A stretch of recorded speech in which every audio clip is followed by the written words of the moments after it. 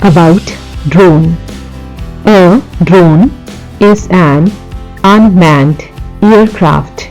It is also known as an unmanned aerial vehicle.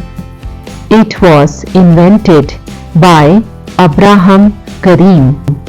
It is a flying machine. It can fly in both GNSS and non-satellite modes. It can either be pre-programmed or be remotely controlled by a pilot.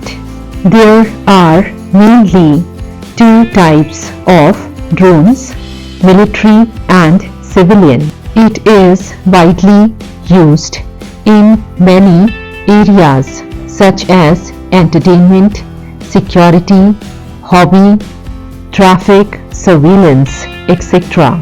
Hope you find the video useful.